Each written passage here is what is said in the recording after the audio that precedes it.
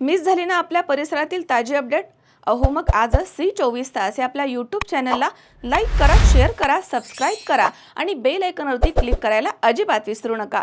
महाराष्ट्र राज्य शिवपाणंद शेतरस्ते चळवळीची राज्यव्यापी जनजागरण यात्रा अण्णा हजारे यांच्या हस्ते राळेगण सिद्धी इथे सुरू झाली आहे। या चळवळीनं राज्यभरामध्ये मोठं यश मिळवलंय। शासन, प्रशासन आणि शेतकऱ्यांच्या मधील समन्वयामधनं हजारो शेतरस्ते मोकळे करण्यात आले आहेत। नारायण गव्हाण आणि राळेगण सिद्धी या दोन गावांच्या सरहद्दीवरील शिवरस्त्यापासून सुरू झालेल्या या संघर्षाला आता राज्यव्यापी स्वरूप प्राप्त झालंय।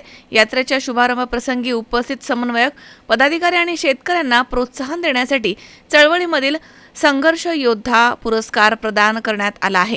तर अण्णा हजारे आणि तृप्तीताई देसाई यांच्या हस्ते हे सन्मान देण्यात आले।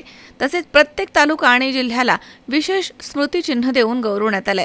तर या चळवळीचे प्रणेते आणि अध्यक्ष शरद पवळे यांनी यशस्वी समन्वयाबद्दल समाधान व्यक्त केलं।